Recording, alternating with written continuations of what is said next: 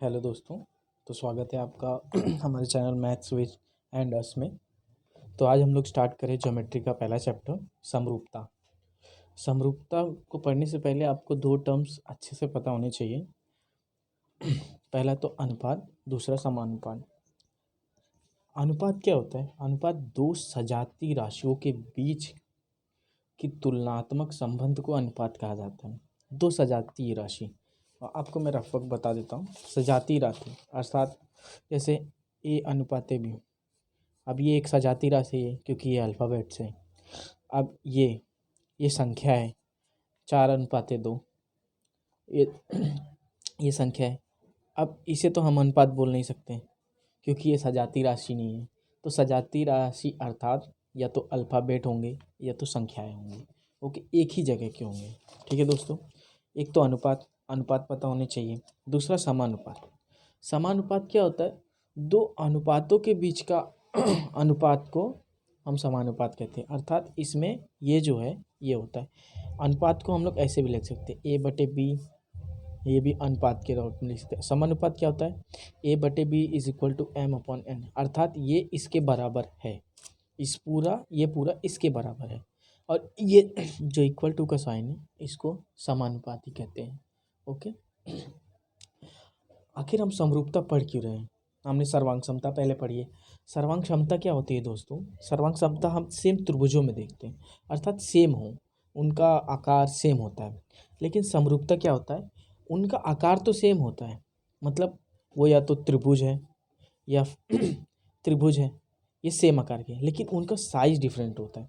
इनके आधार का साइज अलग है, इनका ये भी आधार का साइज अलग है। लेकिन समरूपता में क्या होता है, सर्वांग क्षमता में क्या होता है? दोनों सेम होते हैं।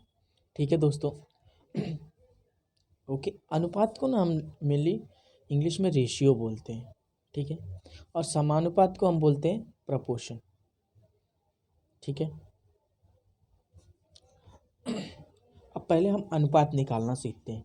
ठीक है, दो त्रिभुजों के बीच का अनुपात।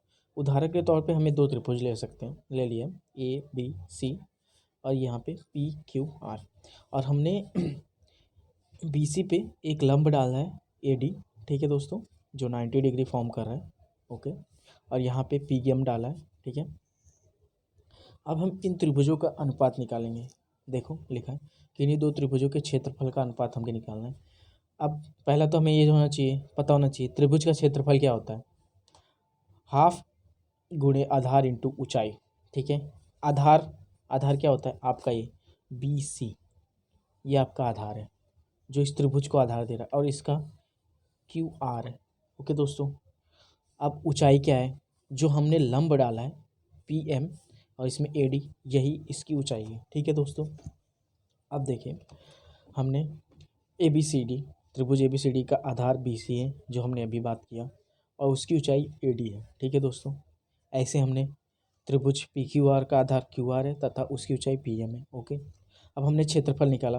क्षेत्रफल को हम मेनली A से डिनोट करते हैं। तो क्षेत्रफल ABC का अपॉन, मतलब ये अनुपात ए त्रिभुज PQR, एरिया ऑफ त्रिभुज PQR। Okay, equal to half into BC into AD upon half into QR into PM, जो हमने यहाँ पे बात किया था। ठीक है, अब यहाँ पे हाफ हाफ को हम कैंसिल कर देंगे क्योंकि ये ऊपर नीचे सेम है। ठीक है दोस्तों, अब हमारा क्षेत्रफल निकल गया, क्षेत्रफल का अनुपात अनुपात भी निकलेगा, सॉरी।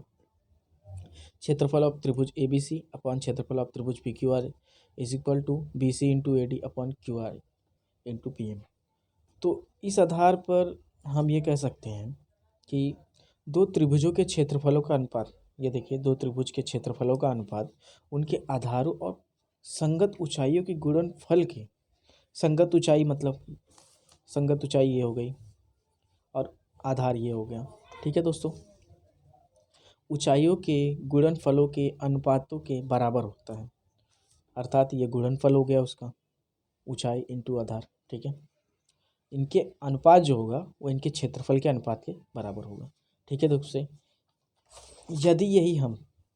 यदि एक त्रिभुज का आधार B1 है, ठीक है, इसको हम मान लेते हैं, इसको B1 मान लेते हैं, और दूसरे को B2 मान लेते हैं, इसको H1, इसको H2। B1 अर्थात ब्रेड्थ, इंग्लिश में इसको ब्रेथ, आधार को ब्रेथ बोलते हैं, ठीक है दोस्तों। हाइट को ऊंचाई, ठीक है। यही यहाँ पे बोला गया, यदि एक त्रिभुज का आधार B1 है और उसकी ऊंचाई H1 है, ठीक है, और दूसरे त्रिभुज का आधार जो है B2 है और उसकी ऊंचाई H2 हो, तो उनका क्षेत्रफल क्या होगा, उनके अनुपातों का क्षेत्रफल क्या होगा, उनके अनुपातों का क्षेत्रफल ये होगा। तो उनके क्षेत्रफलों का अनुपात जो है वो B1 into H1 upon B2 into H2 होगा, ठीक है दोस्तों। ये हमें पता होना चाहिए। फिर अभी इसमें एक और शर्त हम लागू कर सकते हैं। जैसे मानिए ये हमारा शर्त 2 है, शर्त नंबर 1 है, ठीक है। अब मान लीजिए हमने देखा कि उसका ऊंचाई अलग है, ठीक है, और इसकी भुजाएं आधार अलग है, ठीक है। यदि दोनों त्रिभुज की ऊंचाई समान हो, तो ये जो ऊंचाई दी है इसकी, अगर यही समान हो तो दोनों त्रिभुजों में, तो हम क्या करेंगे। तो सिंपल सा वही रूल अपनाना है आपको।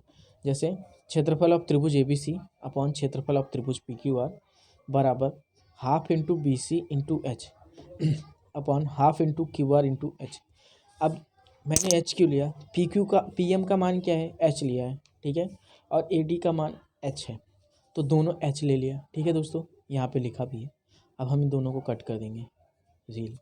अब देखिए क्षेत्रफल ऑफ त्रिभुज AB अपॉन क्षेत्रफल ऑफ त्रिभुज PQR is equal to B1 upon B2। ये हमारा B1 है, ये B2।